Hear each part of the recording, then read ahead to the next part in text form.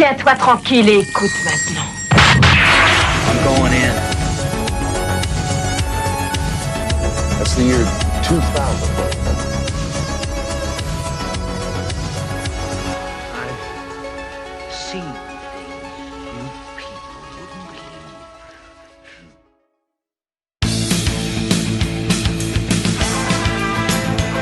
Chers auditeurs, bienvenue au 9e épisode de Betamax Break Room. Comme d'habitude, moi c'est Xavier et à mes côtés... Basile, salut à vous tous.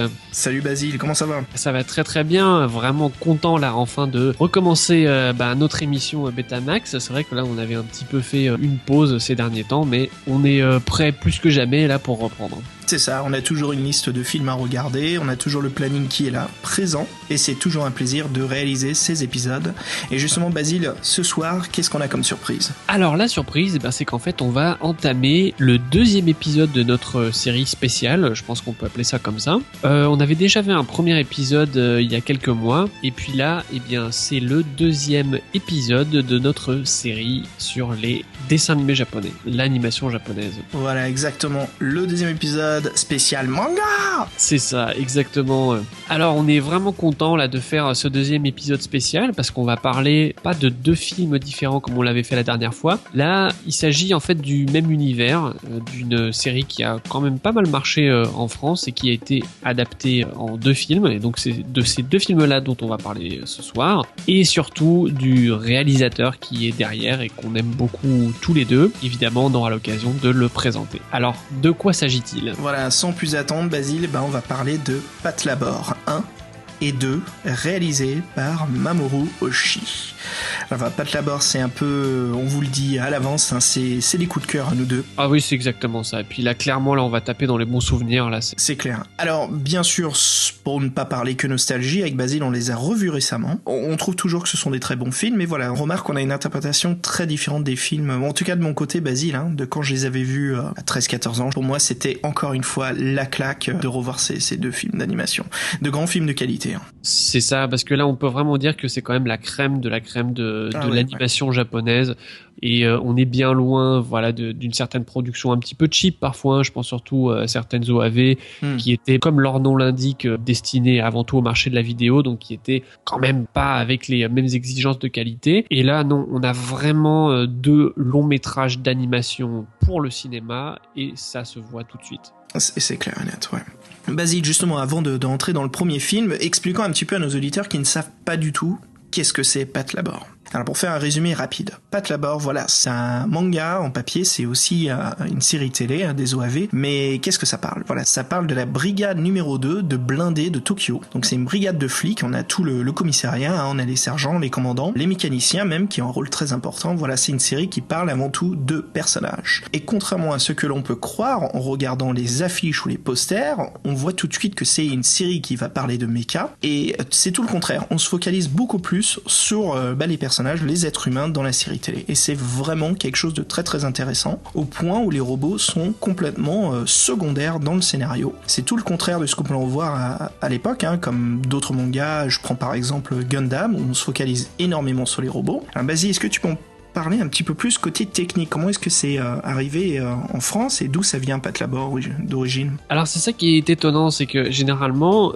ce qui se passait au Japon, c'est que en premier lieu il y avait un manga et quand le manga marchait, il était adopté généralement en série télé et ensuite il y avait possiblement peut-être des OAV et un long métrage au cinéma. Et bien là en fait c'est pas du tout dans ce sens-là que ça s'est passé, c'est que dans un premier temps il y a eu une courte série d'OAV qui a été produite, c'est-à-dire que c'était des épisodes d'une quarantaine de minutes, mais qui étaient destinés seulement à la vidéo, qui n'ont pas eu de diffusion télé. Et ça a très bien marché. Ensuite, il y a eu un manga qui a été tiré de ces OAV, et à la suite de ce manga, il y a eu une série télé. Et ensuite, après cette série télé, encore une série d'OAV, donc c'est assez compliqué. Et finalement, il a été aussi adapté en film, donc le premier qui était en 89, si mes souvenirs sont exacts, et le deuxième en 93, voilà. Basile, je te propose qu'on commence tout de suite à parler du tout premier. Donc Pat Labor, comme tu disais, de 1989, réalisé par Mamoru Oshii, avec Toshio Furukawa, Mina Tominaga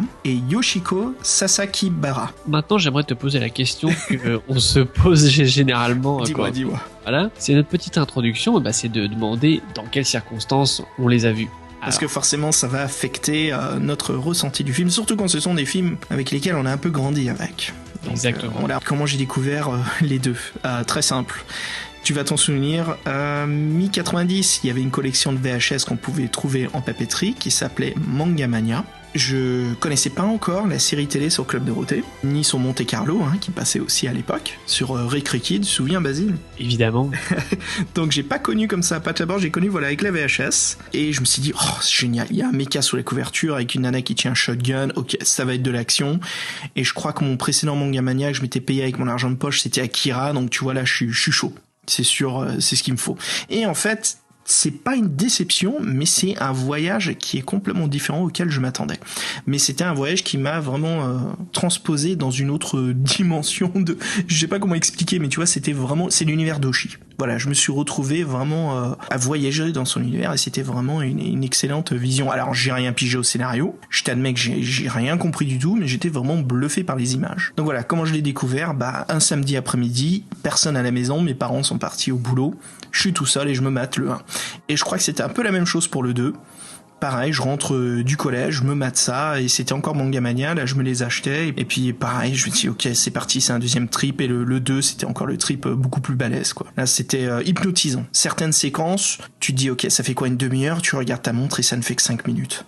Basile et toi ? Alors écoute, moi pour ma part, j'avais découvert Pat Labor même avant qu'il y ait la collection Manga Mania. C'était un petit peu l'époque en fait où moi et puis mon groupe d'amis de l'époque, on avait vraiment commencé à être à fond sur les mangas, mais on sortait à peine, j'ai envie de dire, de notre période exclusive de Dragon Ball Z où on regardait à peu près que ça. Et puis on commençait un petit peu à aller voir ce qui se passait ailleurs que dans le petit monde de Dragon Ball. Tu sens qu'il y a le Basile intérieur qui te pousse là vers les autres mangas. Exactement. Va explorer. C'est ça, et puis donc le copain en question, justement c'était un peu lui qui était le plus curieux et qui s'intéressait à d'autres trucs qui sortaient, et puis un jour il nous a ramené cette cassette vidéo, ce Pat Labor, là je me rappelle encore la jaquette avec un des personnages principaux, Noah, qui est comme ça voilà, fièrement posé sur les épaules de son Labor, son robot, et j'étais un peu intrigué par ce truc là, surtout que moi je regardais pas tellement de séries avec des robots, donc je savais pas trop à quoi m'attendre. Pour les fans, comment elle nomme son robot ?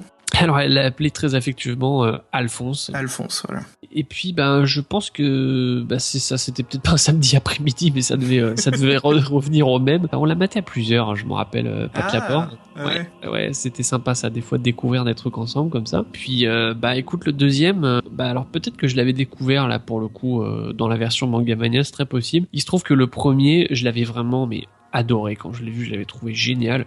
Et j'avais envie forcément de retrouver ces sensations que j'avais avec le premier. Et puis, je l'annonce tout de suite, en fait, le premier m'a fait quand même un petit peu refroidi quand je l'ai vu pour la première fois, parce qu'il est quand même très très dense et assez différent du premier. On aura évidemment l'occasion d'y revenir. Voilà, j'avais eu comme une petite déception finalement avec le deuxième. Avec le deuxième, ouais, c'est ça. Je m'y attendais, tu vois, j'anticipe vraiment le deuxième. Il y a ce côté en fait où je m'attends, tu vois, à ce voyage d'Oshi sans savoir à l'époque que c'était un réalisateur qui s'appelait Mamoru Oshii. C'était vraiment ce voyage un petit peu quand j'avais vu Ghost in the Shell à Odéon à Paris dans un cinéma. C'était vraiment intéressant. Moi, comme je t'ai dit, je l'ai découvert après, et puis après je me suis intéressé à la série télé parce que forcément t'as envie de voir qui sont ces personnages.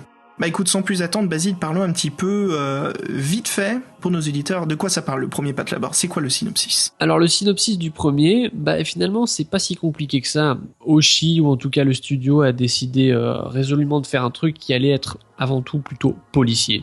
Ça c'est vraiment clairement plutôt dans ce genre-là où donne le premier épisode. Et puis en gros, on suit cette intrigue liée à ce mystérieux personnage très énigmatique qu'on voit dès les premières secondes du film en fait, une sorte de génie du mal en fait, qui a décidé finalement de faire comme une sorte d'énorme bombe à retardement qui allait au fur et à mesure montrer ses effets. Et puis on suit parallèlement en fait des petites aventures de la brigade numéro 2 justement qui est complètement au cœur de cette affaire-là, et en même temps on suit l'enquête d'un policier qui est l'ami du commandant Goto, un des personnages récurrents de la brigade numéro 2, et c'est ça qui fait que le film marche très bien en fait, c'est qu'on a vraiment ce parallèle en fait entre ces deux enquêtes-là. Voilà. Et puis on va avoir évidemment vers les 3/4 du film la grosse scène d'action très attendue, donc tout ça pour dire que c'est assez classique finalement. L'intrigue est mise en place peu à peu, les indices qui permettent de s'y retrouver un petit peu plus au fur et à mesure, et puis à la fin voilà, dénouement, fin heureuse, etc. Donc tout ça très classique. Alors moi je trouvais que la chimie entre ces deux personnages était très intéressante dans le film. Je sépare de la série télé Basile. Noah et Azuma. Mais même si je peux pas m'empêcher de faire la petite remarque au passage. Évidemment, Noah reste très bien dans son rôle féminin habituel dans les dessins animés japonais, même si dans les films de Hoshi il y a quand même une certaine originalité souvent qu'on retrouve pas forcément dans la production mainstream. Noah est quand même je vais pas dire que c'est le faire-valoir de Azuma parce que ce serait faux, mais tu sens bien que même si c'est elle la fille de terrain qui se bat, alors que Azuma lui c'est finalement plus le technicien, ça aussi je pense que c'était intéressant à l'époque, ce côté un petit peu moderne entre guillemets, qui est un peu une inversion des rôles là entre le garçon et la fille, mais au final on reste quand même dans le truc très classique que voilà, Noah c'est une fille, donc forcément aussi elle est très influencée par ses émotions, etc. Enfin bon bref, voilà, rien de nouveau sous le soleil. En effet. Ce que je te disais, donc tu sais, il y a Azuma et Noah qui commencent à comprendre le complot, et dès qu'en fait on arrive à un point cumulatif du scénario, la désamorce, alors je dis désamorce parce que moi ça me brisait, j'avais oublié cela, mais ça me brisait un peu l'ambiance du script, c'est de se mettre dans la peau d'Azuma, que tu commences à comprendre en même temps que lui ce qui se passe, c'est que le capitaine Goto sait toujours tout à l'avance. Toujours un coup d'avance, ce fiefé Goto. Je m'étais pas rendu compte de ça avant, mais j'aurais préféré voir plus l'enquête de Goto. Et d'ailleurs, dans Battle Labor 2, on se concentre beaucoup plus sur le commandant Goto. Il y a ce conflit d'intérêts entre Goto et Shinobu, ce sont des collègues qui s'entendent, mais qui n'oublient pas, voilà, qu'ils sont capitaines tous les deux. Donc il y a ce respect qu'il faut se donner, dans deux points de vue très différents l'un de l'autre. Et surtout ce complot, c'est qu'à la fin, Goto, avec sa brigade, doivent désobéir aux des ordres directs qui viennent de leur... Enfin, tu sais, le supérieur. Supérieur hiérarchique. Voilà. Supérieur hiérarchique. Alors, et on va en parler vite fait. Il y a plusieurs types de plans Hoshi, mais les deux signatures, on va en parler d'un, c'est bien sûr les grands angles. Mais oui, c'est ça exactement comme tu l'as dit, c'est le plan signature. Ouais, c'est ça. Alors moi, tu sais, je suis mort de rire. Alors pour ceux qui se souviennent, ceux qui se souviennent pas, on va l'expliquer vite fait. C'est que voilà, donc le supérieur hiérarchique sanctionne Azuma parce qu'il a enquêté sans porter de casque sur une mobilette qu'il a sorti de la base. Tu vois, c'est vraiment la sanction pourrie, quoi. Et Azuma cogne les poings sur la table en disant t'écoutes même pas ce que j'ai à te dire. Et puis l'autre recogne. Et puis c'est le grand angle contre-champ. Et puis l'autre tout de suite, c'est fini le vouvoiement, c'est le tutoiement, c'est pour qui tu te prends. Alors voilà, c'est la grande engueulade. Les trucs qu'on voit rarement dans la police japonaise, j'imagine, quoi. Puis surtout, c'est ça qui est vraiment drôle, et comme tu disais, qui est vraiment typique de Hoshi, c'est que là, dans une scène pareille, finalement, il souligne le côté complètement absurde de la chose en encadrant avec cet objectif complètement déformant. Et puis à un moment donné, je sais pas si tu te rappelles, on voit même plus les visages des personnages, on voit juste le reflet en fait de l'insigne de je sais pas quelle partie de l'uniforme là. Enfin, c'est drôle là, c'est vraiment ouais drôle. Et c'est super. Alors Hoshi adore faire ça. Le plan le plus intéressant, c'est dans Ghost in the Shell, les fameux grands angles qui sont inoubliables. Mais voilà, il y en a dans Battle Labor, dans le tout premier. Et dans le deuxième aussi. Ah, dans le deuxième, ouais. Alors Basile, je te propose de rebondir directement sur l'autre signature de Hoshi. Ce sont ces plans travelling qui sont très lents et qui imposent l'ambiance. Alors ce sont souvent, voilà, comme je dis, c'est les travelling qui vont se focaliser pas sur les personnages, mais sur le décor. Et tu sais, il se passe rien. C'est juste de la mise en ambiance. Et souvent, ces plans font un peu la réflexion des personnages, un peu ce qui se passe dans leur tête. Et là, on l'a dans Battle Labor, avec bien sûr l'ami de Goto, donc l'inspecteur, qui est avec son collègue, qui explore les lieux d'habitation du mec qui s'est suicidé. Les anciennes adresses. Les anciennes adresses. Parce que ce qui était bizarre, il disait dans l'enquête, c'est qu'il changeait d'adresse tous les 2-3 mois, et il se demandait pourquoi. Oui, Oui, mais de toute façon, en fait, peu importe la raison, c'est juste un prétexte pour les balader. Et puis c'est ça qui est amusant, c'est que c'est un prétexte dans le film pour balader les personnages, mais finalement, c'est un prétexte pour Oshii de nous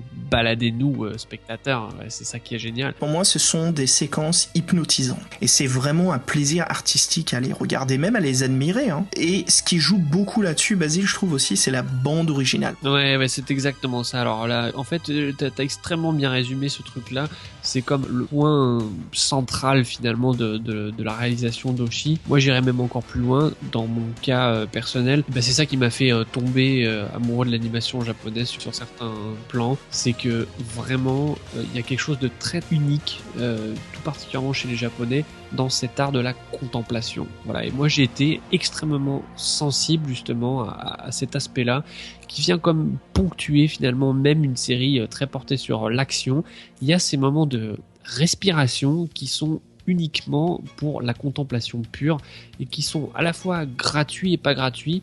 Je dis gratuits dans le sens où, comme tu disais, finalement il se passe rien quelque part. Et en fait, si, c'est là qu'il se passe tout. Et il y a quelque chose de très dense en fait dans ces moments assez silencieux où généralement les gens ne parlent pas. C'est l'essence du film, c'est le cœur. J'ai l'impression qu'on tape dans le noyau de ce qu'est ce film. Exactement. À ce moment-là, tout se reflète, le scénario se reflète. C'est comme un jardin japonais, tu sais, il y a tellement de choses à voir et pourtant c'est très simple. Et ça... C'est ça. Et puis alors, ce que je trouve formidable, et ça on le retrouve vraiment, alors là pas que chez Oshii, hein, c'est vraiment de manière générale dans l'animation japonaise, mais aussi surtout dans les mangas japonais, on retrouve ce souci finalement de poser un décor dans la multiplicité des petits détails qui paraissent insignifiants, mais en fait c'est ça qui fait tout. Et tu te rappelles évidemment des centaines et des centaines de séries, d'épisodes de séries qui étaient comme ça, ponctués des fois de petits inserts sur un bout d'asphalte, un morceau de poteau électrique, un insecte qui vient se poser quelque part, et ces petits plans enchaînés les uns aux autres qui sont presque des fois un petit peu déconcertants quand on n'est pas habitué à regarder ce genre de choses. Et puis après en fait on apprend à s'y habituer et puis on comprend que c'est ça qui fait toute la spécificité en fait de souvent la sensibilité japonaise finalement. Et puis ça se retrouve, je trouve, beaucoup par exemple chez Kitano. Moi j'aime beaucoup Kitano. Comme là on passe de l'animation série réelle, hein, la capture d'image réelle. On parlait avant le podcast, on se disait, et toi tu m'avais dit en fait que Oshii n'arrive pas à reproduire cela dans ses films non animés, quoi. C'est ça qui est très étonnant. Alors c'est que Oshii en effet, c'est également essayé au film live et pas seulement au dessin animé, Avalon par exemple, mais aussi, alors moi je pense surtout à 2 films qu'il a réalisés et qui font partie d'un univers bien spécial en fait, dont a été tiré le très fameux long métrage Jinro, mais qui n'était pas le premier produit dérivé en fait de cet univers là. Il a réalisé Akai Megane, qui veut dire lunettes rouges, et puis aussi Stray Dogs, qui parle en fait de cette unité de choc, les Panzers, qu'on retrouve dans Jinro. Et alors, ce qui est vraiment étonnant, c'est que curieusement, ces films-là, alors c'est un avis personnel évidemment, et je trouve qu'ils ne marchent pas du tout. C'est comme si Oshii arrivait parfaitement à saisir ce qui était l'essence même du dessin animé, dans toutes les subtilités de son rythme, de la manière d'évoquer les choses. Et alors par contre, quand il est vraiment derrière une caméra avec des comédiens, ça ne marche pas. L'effet est complètement différent et je trouve ça assez étonnant en fait. Ouais, il y a quelque chose qui n'arrive pas assez à me décrocher. Moi, je me souviens d'Avalon, j'avais vu au cinéma et je m'attendais en fait à un Ghost in the Shell réel. Tu vois, un autre univers sur le hiking, le jeu, et en fait il y a quelque chose qui me... Alors je sais pas si c'était la production qui faisait vraiment petit budget, c'est pas trop de moyens techniques. Il y a ça aussi, faut pas l'oublier. Ouais, il y a peu de détails, quoi. Il manque toutes ces choses qui font le futur. Avalon, c'est un film très sympa, mais voilà, on est très loin, très très loin de Ghost in the Shell. Hein. Qui lui, alors là, est tellement foisonnant de détails de toutes sortes qui rendent ce futur complètement crédible. Hein. C'est vraiment étonnant. Mais attends, retournons un petit peu sur Pat Labor. Je te propose qu'on replonge dedans parce que dès qu'on se met à parler Oshii, Basile, c'est facile de... Oh là là, c'est facile de déraper. Ça, c'est sûr. Comme tu parlais effectivement de futur et de réalisme, je reviens quand même sur Pat Labor. Moi, il y a un truc qui m'a étonné en revoyant le 2 en fait, c'est justement la crédibilité du futur qui nous est décrit, alors que je le rappelle, Pat Labor 2 date d'il y a plus de 20 ans quand même, 1993. Et ça, j'étais quand même vraiment très étonné pour toutes ces séquences en fait où il y a des interfaces, des choses comme ça. On nous parle aussi d'un réseau qui évidemment fait penser au réseau internet. Et dans Ghost in the Shell aussi, hein, il est question d'un grand réseau comme ça. Ouais, Oshii était très proche, hein, comme Gibson. Hein. Ils tiennent le test du temps. Alors Basile, tiens, si on retourne un petit peu sur le scénario du hacking, hein, comme là on parle de cyberpunk, on est un peu dedans là, hein, avec cette histoire du hackage des robots. Alors tu sais, on nous explique que la particularité, c'est que c'est des anciens modèles qui sont dans le hangar, mais on nous présente ce fameux robot, tu sais, au tout début, qui s'appelle le modèle 0, avec cette technologie de pointe, et c'était le SE et le SHE, c'est ça, les interfaces, parce que bien sûr toute la technologie du méca, hein, qui est vue au détail dans le Japon, hein. Et moi ce que je trouvais sympa, Basile, c'était cette séquence à la fin. Tu sais, quand le hackage se produit un peu partout avec le symbole de Babel et cette couleur rouge vif, je trouvais ça vraiment sympa dans le film. C'était oppressant en fait, parce que l'antagoniste dans ce film, il est invisible en fait. Ça, c'était génial, justement. C'est comme tu dis, c'est qu'en fait, on ne le voit jamais, ce mec. Il y a juste ces quelques secondes du début. Ah, mais il faut qu'on en parle de ça, là, ce début, mais c'est... Cette introduction est parfaite. La musique est parfaite, la réalisation est parfaite. Là, on est déjà dans le bain, quoi. Bah, on commence tout de suite par une signature d'Oshii sur le plan d'ambiance, quoi. Ça. Ce fameux plan très serré sur son sourire. Sardonique, hein. Ouais, et puis il se jette, et puis après, la symbolisation des oiseaux, du corbeau. Alors, les oiseaux... Et qu'on retrouve dans le 2, mais on en parlera dans Pat Labor 2, ça. Étonnant à quel point il y a une symbolique forte avec les oiseaux, aussi bien dans Pat Labor 1 et Pat Labor 2, on les retrouve partout. Et dans les mêmes endroits, dans l'aboutissement en fait de la quête. Exactement, et puis alors vraiment, c'est aussi bien effectivement des oiseaux qui volent dans le ciel, selon les scènes, mais on les retrouve partout, dans des images, dans des télés, enfin les écrans qui se trouvent derrière les personnages.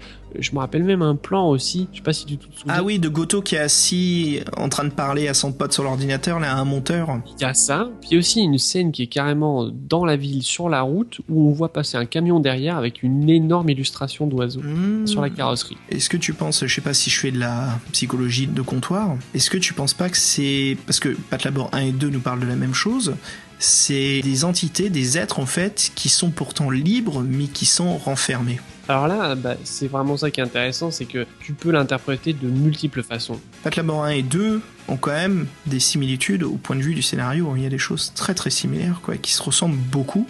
Tout à fait, c'est vrai que dans les deux cas, tout à fait d'accord avec toi qu'il y a vraiment cette similitude d'un personnage finalement qui a eu comme une sorte de prise de conscience, qui estime que l'humanité en fait est en train d'aller dans une direction qui va la mener à sa perte, qui décide comme de se mettre dans une position quasiment de dieu finalement, qui va prendre en main le destin des autres humains qui sont aveugles et qui ne voient pas où ils vont, et qui va s'octroyer le droit finalement d'aller jusqu'à son objectif final, quitte à faire beaucoup de sacrifices. Dans les deux films, c'est ça. Ouais, ce sont des prophètes fous en fait. Exactement. Ouais.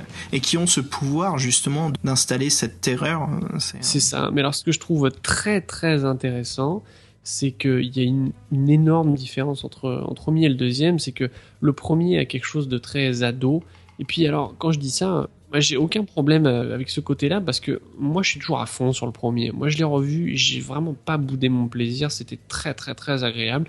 Mais c'est vrai qu'il a un côté beaucoup plus naïf. Parce que finalement, c'est très simple, l'intrigue est résolue, puis à la fin tout le monde est content, c'est vraiment un happy end, tout ce qu'il y a de plus classique, alors que le 2 est tellement plus adulte justement dans son côté très très nuancé, presque cynique finalement, et puis la fin est beaucoup plus amère. Hein. C'est du Oshii le 2, hein. C'est de la fin à la Oshii qui te laisse les portes ouvertes en fait. Mais quand même, ce que je veux souligner, c'est que malgré ces différences vraiment de ton, qui sont vraiment flagrantes, c'est que l'un et l'autre ont des scénarios qui vont dans des directions un petit peu différentes dans le détail, mais ce qui est vraiment important, et je pense qu'on n'y était pas forcément sensible à l'époque, et c'est là que c'est intéressant de le revoir adulte, c'est qu'on voit derrière ces scénarios des symboliques très fortes, et qui sont vraiment très cohérentes entre le premier et le deuxième Pat Labor. Et puis là, je pense que tu vas être d'accord avec moi. Moi, il y a quelque chose que j'ai trouvé vraiment très fort. Je pense que c'est finalement un des thèmes récurrents chez Oshii qui lui est très cher. C'est cette thématique en fait du temps qui passe. Ce passage du temps qui a quelque chose d'inexorable. On peut rien faire contre ça, et puis en même temps qui est lié avec une certaine... Presque, on sent qu'il est un petit peu désabusé, voilà, devant ce temps qui passe. Et alors ça se manifeste par exemple entre le décalage qu'il peut y avoir entre les générations. Je sais pas si tu te rappelles le début de Pat Labor 2, où on sent très bien que les petits bleus par exemple qui vont devenir les nouveaux de la brigade numéro 2, on sent que ils sont pas comme les vieux de la vieille. Et c'est ça qui est amusant, parce que Pat Labor, même dans le premier, les héros de la Brigade 2, ils sont encore les petits jeunes. Et puis déjà dans le 2, c'est plus les petits jeunes. C'est déjà les vieux de la vieille. Et puis tu remarques qu'on les voit quasiment pas dans Pat Labor 2. C'est des personnages très ils sont qu'à la fin. Azuma et Noah, tout le monde, ils arrivent qu'à la fin. Hein. Ils sont au début et à la fin. On a une présence beaucoup plus des mécaniciens dans le 2, je trouve. Tout à fait. Et qui, eux, sont la vieille de la vieille, quoi. C'est vraiment les vétérans. Exactement, les vétérans. Et puis tu remarques aussi bien dans le 1 et le 2 que c'est très important, justement, ces rapports. Tu sais, au Japon, c'est les senpai et les kohai, hein, tu vois, ceux qui sont expérimentés, et puis ceux qui, au contraire, ont tout à apprendre. Ça, on le retrouve bien dans les deux films. Mais je pensais aussi, dans le 1, toujours dans cette thématique du temps qui passe, c'est ce petit moment, je sais pas si tu te rappelles, quand Matsui, le détective, parle du fait que il y a un peu ce décalage tellement énorme en fait entre ces buildings qui poussent comme des champignons à une vitesse terrible, et puis à côté ces vieux quartiers à l'abandon qui sont démolis, et lui-même le dit, peut-être qu'après tout c'est ça le message de Oba, donc le génie du mal, de s'arrêter 2 secondes et avoir comme cette réflexion par rapport au temps qui passe, et puis qui a pas l'air d'avoir de sens quelque part. Écoute Basile, le premier, alors en le revoyant, moi il y a quelque chose qui m'a choqué. Le début du film, cette excellente séquence d'ouverture, silencieuse. On a le début du film avec une séquence d'action, et puis tout juste après, on a environ 15 à 20 minutes d'exposition.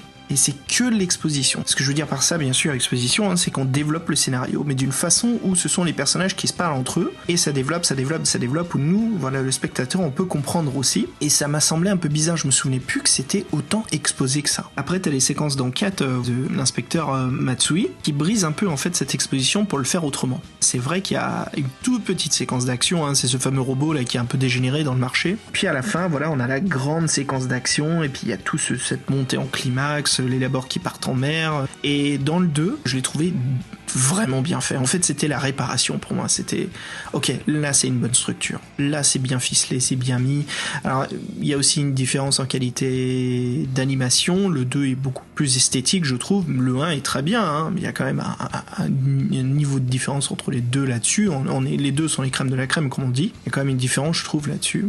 Et puis, cette séquence de fin qui est nickel, quoi. Alors là, c'est vraiment le duel au lever de soleil. On a tout ce qu'il faut pour bien finir le film. Et puis, comme tu dis, c'est cette fin joyeuse, qui, moi, je trouve, manque un petit peu. Voilà, là, on a besoin d'exposition, parce qu'il faut pas oublier que la brigade numéro 2 est allée contre le gouvernement. Ce sont des conséquences lourdes qui vont leur arriver. Et puis, tu sais, c'est les cris de joie, on monte sur les épaules de chacun en criant Yahoo, il y a toute cette ambiance. Je me dis, bon, comme tu dis, c'est beaucoup plus ado, en fait. Ce qui donne encore l'occasion, voilà, d'aborder aussi une thématique qui, à mon avis aussi, est chère à Oshii. C'est ce côté décadence de la civilisation.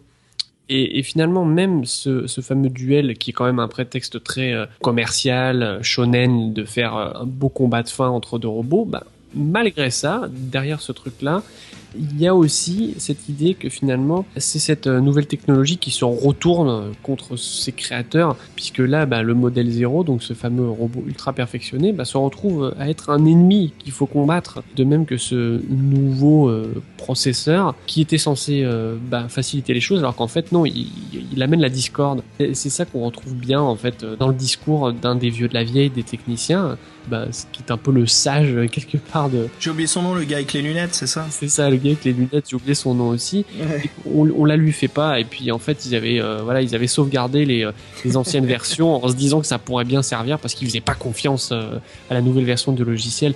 Donc, ça aurait presque un côté vieux con qui est un petit peu rigolo, mais je pense que ça, c'est fort, ce côté-là de méfions-nous quand même un petit peu. Évidemment, on ne peut pas aller contre la marche du progrès, mais c'est quand même bien de rester un petit peu prudent. Le film nous montre, en fait, c'est qu'on ne connaît pas tout, on ne maîtrise pas exactement ce qui est nouveau. C'est ça, exactement.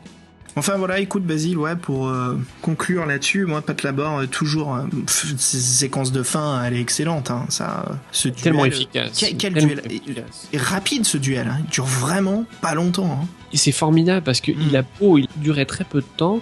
Il est tellement marquant qu'on a l'impression en fait qu'il occupe beaucoup plus de place qu'il dure véritablement, et c'est ça qui est génial. Là.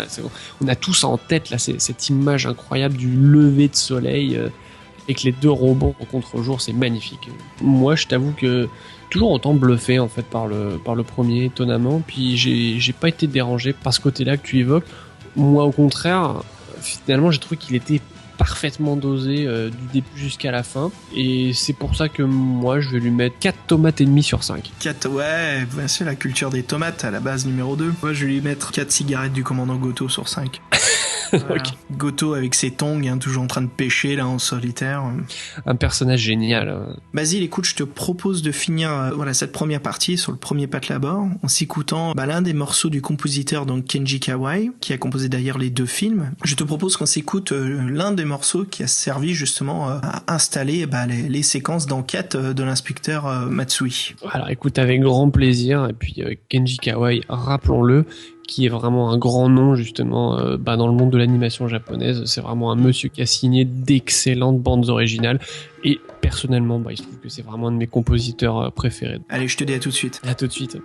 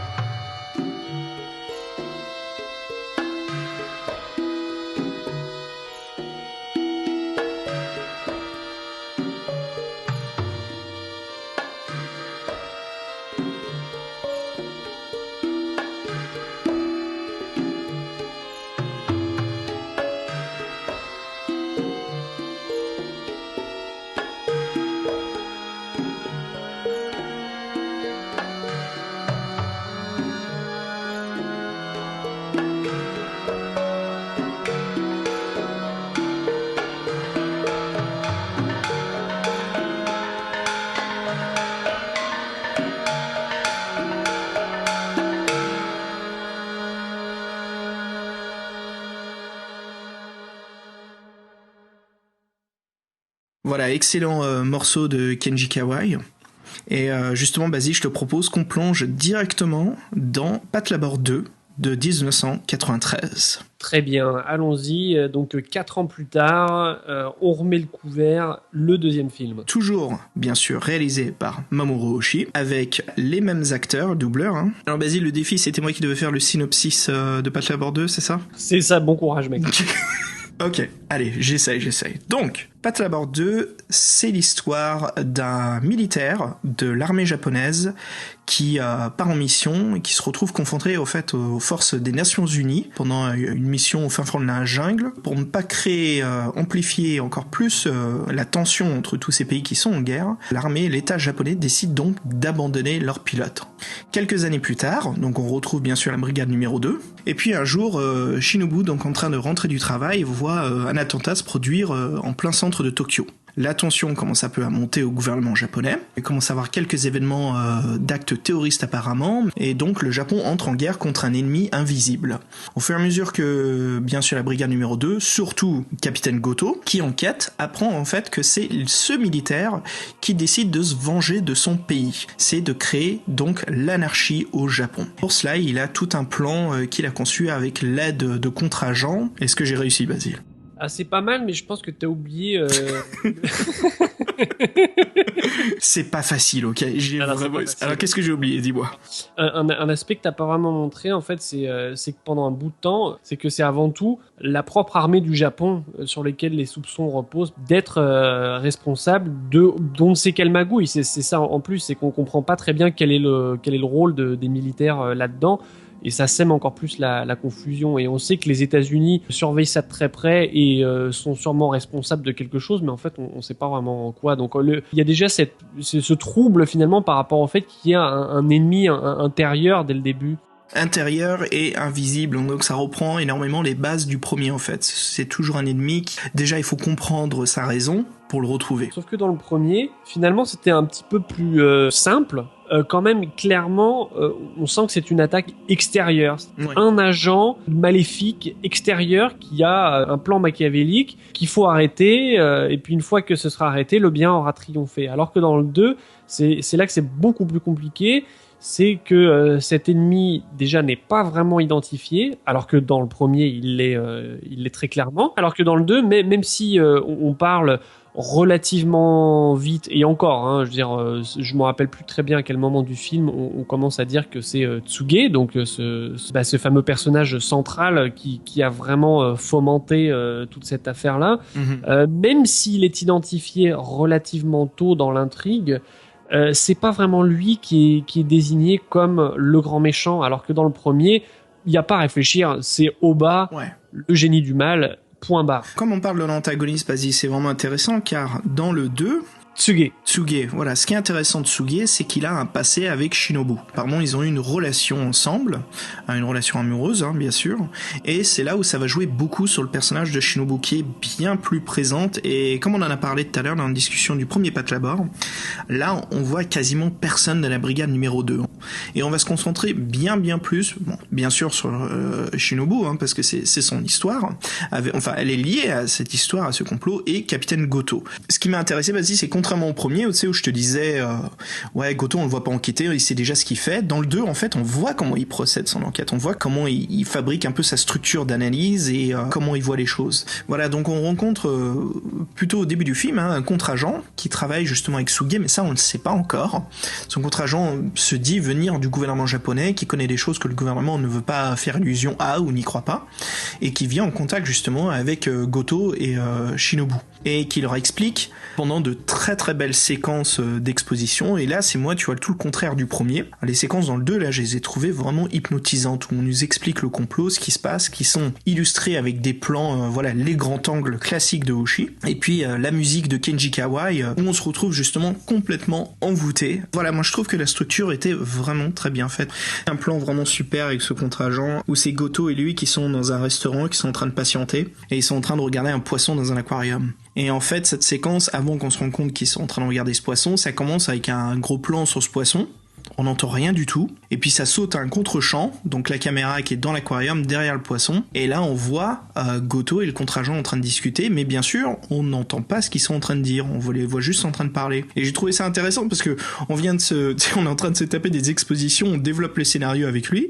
Et là, pendant un moment, Hoshi nous met dans l'eau avec le poisson. Et ben, c'est tout là le génie de la réalisation de Hoshi. Là, pour moi, là, ça c'est un excellent exemple finalement. C'est que à la fois, finalement, il y a un côté un petit peu décalé, absurde même, voilà, de voir un peu ce truc ridicule presque du poisson là qui réfléchit pas, qui est juste en train de flotter là dans son aquarium. Ouais. Et puis, forcément, là, c'est aussi la métaphore de ce qui se passe dans ce Japon et puis même cette planète entière qui est un peu comme dans une sorte d'aquarium où tout le monde flotte sans savoir exactement ce qui se passe là. Ce que je trouvais intéressant, c'était le développement du scénario. Parce qu'au début, ce qui se passe, c'est qu'on est dans un thriller politique, et au fur et à mesure du développement de film, on finit dans une vengeance. Ce n'est pas du tout mis en avant dès le début du film. Malgré une séquence d'ouverture, mais c'est très vague, hein, tu sais, on comprend pas du tout ce qui se passe. Comme le premier, tu vois, sa petite intro qui, en fait, en dit beaucoup plus que l'on croit. Étonnant à quel point Hoshi a vraiment voulu faire beaucoup de symétrie entre les deux longs métrages, puisque tu viens de me rappeler qu'encore une fois,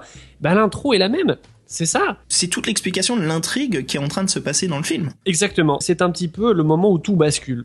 Et on finit toujours sur la grande révélation par un plan serré et puis après un plan très large. Donc le premier, c'est voilà le serré sur le sourire de Oba qui saute, et une fois qu'il saute, on passe d'un plan moyen mais qui finit en plan large parce qu'il saute et on le suit jusqu'à sa mort. Le deuxième, on est un plan serré, on voit le général dans son tank, vraiment en tension, hein, on voit qu'il est en train de stresser, qu'il voit qu'il est abandonné, quoi. c'est un plan large, voilà, où on voit le véhicule qui va se prendre des missiles. Après, on sait pas ce qu'il a explosé ou pas, qu'est-ce qui se passe. Je vais reprendre ce que tu disais, en fait, où tu parlais vraiment du côté développement scénaristique et puis le fait qu'on parle d'un thriller politique et après une sorte de vengeance. Moi, je l'ai pris d'une façon tout à fait différente en le voyant cette dernière fois. En fait, la première fois que j'ai vu Patlabor 2, je me rappelle que j'avais été assez largué et parfois même un petit peu agacé justement par cette intrigue qui avait l'air très compliquée, où je m'y retrouvais pas tellement et j'avais l'impression que c'était quand même très bavard pour pas grand-chose, qu'il y avait beaucoup de longueur. Tu sais, j'ai eu le même ressenti. En fait, ce que je me dis, c'est en connaissant Oshii, sans vraiment le savoir, c'est bon, il y aura une séquence d'action à la fin. C'est ça, et puis on est presque en attente de ces moments où il va y avoir une scène d'action. Et puis limite des fois il y a comme une certaine frustration parce que on est comme submergé devant ce flot d'informations, on est comme un petit peu perdu, donc on est vraiment mentalement fatigué de l'intrigue qui est trop costaude. Sauf que là, quand je l'ai revu, alors c'est drôle parce que d'une part, j'avais pas le même âge là finalement la première fois que je l'ai vu, je pense que j'avais 13 ans, 14 ans, quelque chose comme ça et encore. Ouais, de même, ouais. Juste à un âge où vraiment le scénario va pas marcher quoi. C'est-à-dire que là c'était quand même un petit peu trop. C'était un peu trop un gros morceau. Et là, finalement, j'ai trouvé ça amusant en le revoyant, de me rendre compte à quel point, selon moi, là vraiment ça c'est un avis tout personnel, selon moi, en fait cette intrigue, tout aussi complexe qu'elle puisse paraître, à mon avis, elle a pas tellement d'importance. Et moi c'est comme ça que je l'ai pris. C'est comme si Oshii me disait... Alors oui, je vais t'en mettre un peu plein la vue justement avec un scénario qui paraît très complexe, très retors, avec un jeu compliqué de stratégie, d'ego. Et puis finalement, en fait, ça c'est comme un écran de fumée. Et tu peux évidemment t'y perdre parce que c'est quand même bien construit et c'est fait pour que tout soit cohérent. Mais en même temps, c'est pas vraiment la peine parce que mon véritable message, il se situe pas là. Il se situe vraiment ailleurs. C'est là où je vais revenir à cette fameuse introduction où il y a pour moi le plan qui résume tout, qui est parfait. C'est le moment où Tsuge sort de son robot et qui regarde cette statue, on imagine de Bouddha ou une autre divinité. Et ce plan, il est crucial. Et c'est drôle parce que la première fois que j'ai vu Patlabor 2, je suis à peu près certain que ça m'avait complètement échappé et surtout que j'avais pas compris pourquoi est-ce qu'on insistait sur ce moment-là. Et puis là, alors là, ça m'a frappé. Je me suis dit, mais oui, c'est vrai, c'est ça. La clé, elle est là-dedans. C'est ce moment où, finalement, on sent qu'au plus profond de lui-même, il a comme un problème purement métaphysique. Et puis que là, il se demande, à quoi bon ? Qui sommes-nous, humains, là ? Qu'est-ce qu'on fait ? Pourquoi est-ce qu'on est dans cette dynamique de guerre, de paix qui n'en est pas vraiment une ? Tout est là-dedans et j'ai trouvé ça magnifique. Ouais, il le cite, ça, de toute façon, à la fin. Hein. Et même s'il l'avait pas dit, alors évidemment, ça aide quand même d'avoir vraiment le sous-texte et qu'il y a vraiment des mots posés là-dessus. Mais sans même avoir ces mots, finalement, on peut le comprendre. On peut le ressentir vraiment dans ce plan-là. Alors même si dans l'introduction, on peut pas encore savoir quels sont tous les enjeux, mais quand l'intrigue se développe et puis quand on se rend compte à quel point c'est le chaos dans les esprits alors que tout a l'air calme en dehors, mais qu'en fait, il y a une confusion réelle. Et puis quand on repense à ce plan, voilà, on peut se dire, c'est là. C'est là qu'il y a eu vraiment un homme qui a eu comme un sursaut de conscience au moment où il s'est senti abandonné, trahi et qui s'est vraiment posé voilà la question de vers où on va, qu'est-ce qu'on fait, quelle est cette existence qu'on mène dans le mensonge d'une paix qui n'en est pas vraiment une. Et c'est là pour moi tout le propos de Patlabor 2 qui me paraît vraiment vraiment très puissant parce que ce sera toujours d'actualité. Puis là on pense évidemment aux relation très compliquée entre le Japon et les États-Unis et il en est fait mention plusieurs fois dans le film.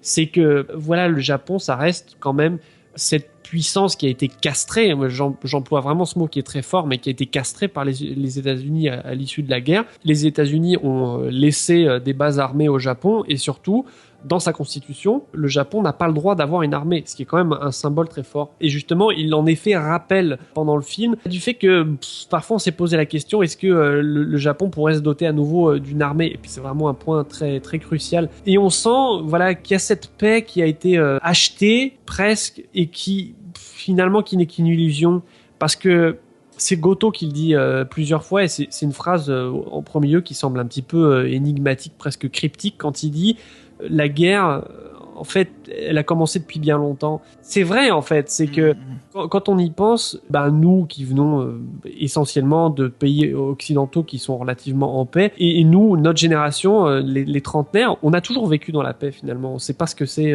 qu'une nation en guerre, et on a l'impression que c'est quelque chose qui pourrait pas changer. C'est inimaginable pour nous d'entrer en guerre.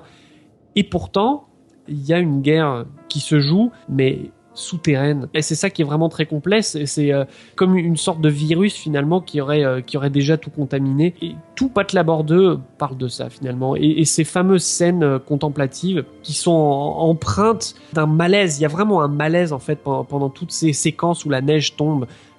Il insiste beaucoup là-dessus, je sais pas si tu te rappelles, il y a beaucoup de plans. Il insiste en fait sur la présence militaire qui est en train de s'incruster, omniprésent, qui est comme ces bâtiments, ces gratte-ciels. Partie en fait. du paysage, c'est et ça, exactement. Et dans ces plans d'ambiance, voilà, on coupe les audios, on est que sur la BO de Kawaii. Et comme tu me dis, quoi, en fait, c'est ça, c'est que les citoyens, les gens, nous, les êtres humains, on se rend vraiment pas compte qu'il y a ce sort de danger immédiat auquel on n'a vraiment rien demandé. Goto, justement, c'est la personne qui est un peu le réflecteur, en fait, qui pense. Et il y a une séquence qui montre beaucoup là-dessus, où il se décroche, comme l'expression américaine, c'est de réfléchir en dehors de la boîte. Oui. Thinking outside of the box. Et il y a un plan là-dessus, on le voit, qu'il essaie de penser autrement, tu sais, c'est cette séquence quand ils sont en train de débattre avec les politiciens. Shinobu se lève, cogne du poing, en train de s'engueuler avec les politiciens, et en fait, Goto, il est en train de marmonner, il est en train de se parler à lui-même. Excellent ce moment, tu fais très bien de le citer. Sur le coup, en tant que spectateur, on est un peu dérouté parce qu'on comprend pas très bien ce qui se passe là. Et ça montre bien finalement cet équilibre qui est très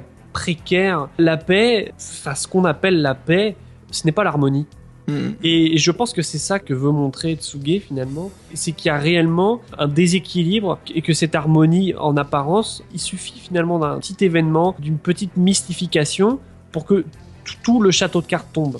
Et c'est ça qui se passe. Et le pire, c'est que finalement Tsuge n'a même pas eu à recourir véritablement à la force.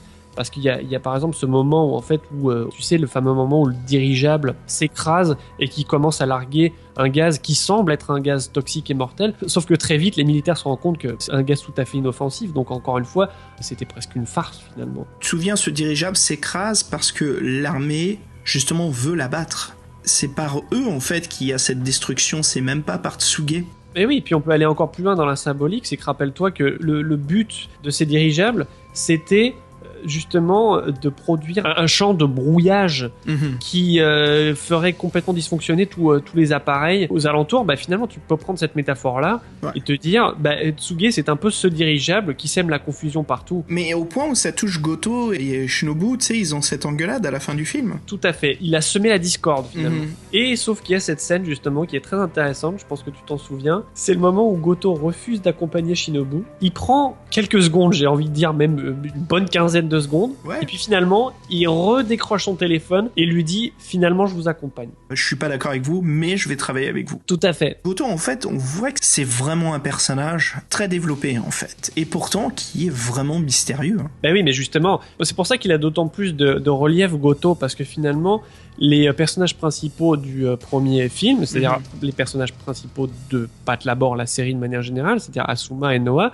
on voit que c'est pas pour rien qu'ils ont été relégués complètement au second plan dans ce deuxième épisode. Évidemment, ils sont très sympathiques et puis ils ont leur personnalité, leur caractère, etc. Mais finalement, ils sont presque comme des enfants. C'est ça. Ouais. Puis Goto, c'est clairement l'adulte, celui qui voit un peu plus venir les choses, qui a vraiment une réflexion sur l'humain et sur le passé, sur le présent, alors que voilà, les personnages de Noah et d'Asuma par exemple, ils sont beaucoup plus terre à terre finalement, et c'est pour ça que dans le premier épisode on est vraiment à leur côté, parce qu'il y a une enquête à résoudre, il y a quelque chose de très linéaire là-dedans. Dans le 2 c'est marrant, mais comme tu dis, Goto, on le voit vraiment contempler le temps. Exactement. La différence entre Asuma et Noah qui peuvent pas en fait se poser. Goto, il fait que dalle quoi, et pourtant il en fait bien plus que l'on croit. Exactement. Et c'est vraiment ces petits détails importants, je trouve vraiment. Et puis son ami flic, Matsui. avec qui vraiment c'est les deux cerveaux, quoi. Oui, puis en plus, on voit bien le côté un petit peu manipulateur de Goto aussi. Je sais pas si tu te rappelles un Quand moment il force donné. Matsui à rentrer dans Mais la oui, base. c'est ça, exactement. Alors tiens, c'est vrai qu'on discute du lourd là depuis tout à l'heure, je te propose qu'on est un petit peu dans le comique. Oui. Quand Matsui arrive à s'échapper de la base, tu sais, il lui met les menottes accrochées à un tuyau. Et Oui. en fait, Matsui voit qu'ils sont partis dans l'hélicoptère, il sait où ils se dirigent, donc il faut tout de suite qu'il trouve un téléphone. Et il y a ce plan large où tu sais, il gueule, j'ai besoin d'un téléphone, et il y a une énorme affiche d'une pub cellulaire. Très drôle, ça. Et en fait, pendant tout ce temps-là, il se balade avec le tuyau de la plomberie qu'il a pas réussi à dénoter, mais il a réussi à péter le tuyau, donc c'est un énorme tuyau quand même, c'est le truc d'1 mètre massif. Et en fait, c'est marrant, ce que je trouve intéressant, et tu vois, c'est là où on prend pas les spectateurs pour des cons, c'est les petits plans. Mais moi j'aime beaucoup ça. Basile, c'est une fois que Matsui arrive à appeler Goto, ça coupe sur un plan où Goto décroche son téléphone. C'est Matsui, il lui explique ce qui se passe, et puis ça cut à Matsui, et qu'est-ce qu'il y a dans ce plan ? Bah, c'est Matsui qui tient toujours le tuyau sur sa tête, sur ses épaules, qui parle au téléphone, et ce qu'on voit en fait dans le décor, c'est une belle Corvette, avec la vitre avant complètement pétée, enfoncée, et puis un sort de jeune, tu vois, 25-30 ans, qui est en train de faire la gueule sur le côté, à côté de sa voiture. Et on comprend tout de suite que Matsui, voilà, il a défoncé la caisse pour que le mec s'arrête d'urgence. Mais il n'y avait pas besoin de l'animer, le dessiner. C'est exactement ça, et puis c'est ça qui fait un bon réalisateur, finalement. C'est ça, ouais. C'est quand il est capable, en un seul plan, de te faire tout comprendre d'un coup, et puis en plus, il te fait rigoler au passage. Donc, c'est ça. Ouais, non, très sympa. Et pourtant, tu sais, on se marre, mais Matsui a failli être éliminé en 2 secondes, hein. Eh oui, mais c'est ça. Mais Pat Labor 2 le fait quand même toujours bien aussi, même si l'humour est vraiment, vraiment beaucoup moins présent. Mais il arrive toujours à lancer ces petites touches comiques, parfois un petit peu cyniques aussi, parce qu'à mon avis, je pense que Mamoru Oshii a un côté très cynique. Ouais. Et c'est vraiment, ça se savoure. Et puis, alors, toujours dans les symboles qu'il aime beaucoup utiliser, je sais pas si tu l'as remarqué, c'est qu'il joue beaucoup sur les miroirs et sur les déformations. Pense à ces plans, par exemple, où les avions passent au ras des immeubles et qu'on les voit se refléter dans les fenêtres à plusieurs reprises, hein. C'est pas un seul plan, c'est vraiment sur beaucoup de plans qu'on voit ça. Il y a vraiment cette idée-là que tout est déformé. Comme si la réalité n'était pas vraiment ce qu'elle nous montrait. En parlant de ça, je te propose qu'on discute vite fait de l'animation. Très grande différence de détail et de style d'animation entre le 1 et le 2. Je l'ai remarqué en regardant le 2. Akemi Takada est toujours crédité en tant que character designer. C'est quand même drôle parce que, rappelons-le, c'est celle qui a fait le character design de Kimagure Orange Road, Max et compagnie en français, qui est complètement aux antipodes. Là on parle vraiment, c'est vraiment un univers tellement plus naïf, ado, avec des yeux immenses. On part quand même de loin, je veux dire, avec ce design très très rond, très adolescent, pour aller vers un trait tellement plus adulte, et pourtant qui le dénature pas. Ouais, il y a beaucoup plus de planches par seconde aussi dans le 2, hein. L'animation est beaucoup plus nette que dans le premier, hein. Pour ma part, j'ai pas senti quand même un fossé aussi grand entre le premier et le deuxième au niveau purement technique. J'ai quand même ce ressenti en fait d'OAV et pas de film, tu veux. Ok, bah moi je le ressens pas comme ça, j'avoue. C'est un bon exemple de parler des OAV parce que c'est vrai que c'est quelque part un peu le milieu. Et tu peux avoir des OAV très bien illustrés, hein. Ouais, je pense surtout Kenshin. Bah, Kenshin, voilà. Kenshin, voilà. Bah, pour moi, tu vois, c'est magnifique. ce standard-là, si tu veux, pour Pat Labor. Alors par contre, je sais pas si tu y étais sensible, moi j'ai trouvé qu'il y avait vraiment une très très très très bonne recherche au niveau des éclairages dans le premier. Et beaucoup les ombres. dans les ombres, exactement, dans les clairs-obscurs, ouais. qui jouent un rôle vraiment très important, ne serait-ce que, entre autres, dans les fameuses scènes contemplatives où les deux détectives se baladent à l'intérieur de ces vieilles maisons abandonnées avec cette atmosphère très particulière là, de poussière, de la lumière du soleil qui rentre dans ces maisons, qui filtre à travers les persiennes, et puis aussi dans les scènes de dialogue avec Goto qui est un petit peu dans l'obscurité de son bureau. Là vraiment il y a quelque chose qui se joue là dans ces éclairages qui est vraiment très recherché. Moi j'aime beaucoup ça. C'est marrant parce que le premier ça se passe vraiment au milieu de l'été. Et le deuxième, ça se passe en plein milieu de l'hiver, hein. Très vrai, c'est vrai, il y a aussi ce gros contraste, effectivement. Parce qu'on les voit prendre leurs tomates dans le premier, faire leur linge sur le toit, tu sais, avoir une chaleur pas possible dans les bureaux, à s'éventer. Il y a même leur pote qui vient des vacances qui est en chemise hawaïenne. Et dans le 2, tu sais, c'est Sakai, quoi. Il y a Goto qui se met sous la couverture, sous la table à thé. C'est vrai. Il y a vraiment cette différence là-dessus, quoi. Et puis, bien sûr, il y a la fameuse séquence où Shinobu part rencontrer Tsuge en bateau. Et puis là, d'ailleurs, on remarquera encore une fois ce parallèle entre le premier film et le deuxième. C'est ça, ouais. C'est qu'il y a aussi ce moment de la balade en bateau, finalement. Et puis, si on va dans...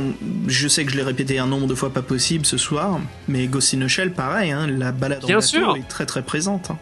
Bien sûr. Donc Basile, si on veut faire des cases à cocher pour Oshii, des plans contemplatifs, des balades en bateau, des grands angles, et puis des oiseaux. Et n'oublions pas le dernier, on n'en a pas parlé encore, mais c'est le chien de Mamoru Oshii. Bien entendu, évidemment, on a droit au plan sur le fameux, et attention, le fameux chien. Et bien sûr, Basile, ce plan-là que tu es en train de parler, c'est le Basset Hound sur un bateau, le long des quais, sans un plan contemplatif. On a tout à la fois. Et puis, pendant qu'on y est, hein, toujours dans cette histoire de symétrie entre les deux films, il y a cette scène qui est vraiment juste avant la fin où un personnage se retrouve en plein milieu d'une multitude d'oiseaux. Dans le premier film, c'est Noah qui arrive dans la tour de contrôle de la fameuse tour Babel et qui se retrouve nez à nez avec une multitude de volatiles à l'air un peu hostile. Et puis dans Patlabor 2, c'est quand Shinobu retrouve enfin Tsuge. Et pareil, ils sont entourés d'oiseaux. Je viens de penser à une autre symétrie aussi, c'est que tous les oiseaux décollent à cause d'un bruit sonore. Tout à très fait. fort. Ah donc oui. Le premier, c'est quand elle tire, me semble-t-il. Et d'ailleurs, la clé là au milieu pour désamorcer la tour. Ouais. Puis alors d'ailleurs, on rebondit encore une fois. Rappelle-toi aussi un autre moment où c'est un bruit qui fait fuir les oiseaux. C'est la fin de l'intro du 1, c'est-à-dire que le plan qui cut au noir la chute mortelle de Oba dans la baie de Tokyo, en fait, il se cut avec un bruit d'aile qui est en train de s'envoler, quoi. Non, c'est très fort. Hein. Ouais, il y a d'énormes similitudes entre ces deux films. Hein. Et en fait, ça vaut le coup de les regarder back to back, je trouve. Ah ouais, non, ça c'est vrai que je l'ai pas fait en l'occurrence parce que j'avais vu le 1 avant de revoir le 2, mais je pense qu'effectivement ça peut être très très intéressant de regarder les deux à la suite parce que il y a cet effet de miroir vraiment entre les deux qui se retrouvent rarement à ce point-là en fait dans deux films en fait qui ont été faits en plus avec 4 ans de différence, donc ça vaudrait le coup. Puis alors même au niveau des personnages, écoute, moi j'ai envie de te parler d'une scène, j'exagère pas, moi j'ai vraiment été ému en fait par ce moment où Shinobu retrouve Tsuge justement, et je sais pas si tu te rappelles, il y a ce plan rapproché sur leurs mains. Ouais. Ils ont ce geste vraiment de tendresse finalement où ils se prennent la main, leurs doigts s'entrecroisent juste avant que Shinobu lui passe les menottes avec l'autre main. Et ça, mais je trouvais que c'était tellement beau et honnêtement ça c'est un côté quand même aussi très japonais finalement. Tu sais, ces fameuses fins qui sont très tristes finalement où les deux personnages se comprennent ou même s'aiment. Dans ce cas-là, c'est vraiment qu'en plus on sent qu'il y a toujours quelque chose de très fort entre ceux-là, mais il y a quelque chose de plus fort finalement. La réalité qui prend le pas, les rôles surtout qu'ils ont à jouer, puisque Shinobu a son rôle de flic à jouer, Tsuge a son rôle de terroriste à jouer. Je reprends juste sur la construction de la séquence. D'abord, Shinobu qui passe la menotte sur sa main gauche. Elle prend après ses doigts dans la main droite. Et une fois que l'hélicoptère arrive de Goto avec l'armée pour l'embarquer, au lieu de passer la menotte sur son autre main, elle se le passe sur la sienne. Et c'était un peu, moi je trouvais cette symbolique que je suis avec toi quand même. Tu vois, je suis là, c'est je suis exactement présente. ça. Et c'est très fort. C'est ça. Et puis j'ai trouvé que c'était tellement délicat parce que là, il n'y avait pas besoin là de faire plus d'effusion. Mais il n'y avait pas besoin de dialogue et il n'y en a pas. Il n'y a pas de dialogue, c'est parfait. Non, il n'y avait rien à dire et puis il n'y avait même pas à faire davantage, je sais pas, qu'ils se prennent l'un l'autre dans leurs bras ou quelque chose comme ça. Non, il y avait juste besoin de ce petit détail mais qui est tellement fort, tellement puissant, lourd de sens. Je trouvais que c'était magnifique. Vraiment. Pour finir en fait notre discussion là sur Patlabor, je voulais évoquer juste une dernière chose. Tu te souviens, il y a cette fameuse séquence de gaz, comme on a dit, les zeppelins qui tombent, qui s'écrasent en plein milieu de Tokyo. Et en 95, donc quand même 2 ans plus tard après le film, il y a quand même eu l'attaque au gaz sarin dans les stations de Tokyo. Hélas,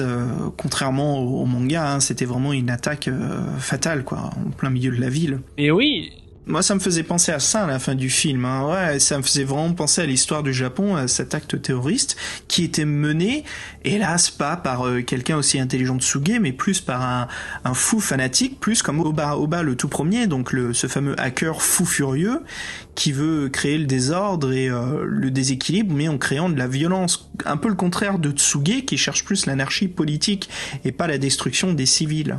Ben en fait, moi j'irais plus loin. C'est que finalement, Oba, quelque part, c'est pas vraiment un assassin. Parce que tout ce qu'il a fait finalement, c'est semer le chaos dans la technologie. Alors évidemment, après, ça allait entraîner des risques, c'est sûr. Un petit peu, mais, quand même. Oui, mais c'était pas non plus un acte délibéré de meurtre de civils. Là, on parle vraiment pas de ça. Itsuge encore moins. Alors que dans cet événement réel que tu évoques, bah là c'était vraiment un illuminé qui a directement tué des dizaines et des dizaines d'innocents.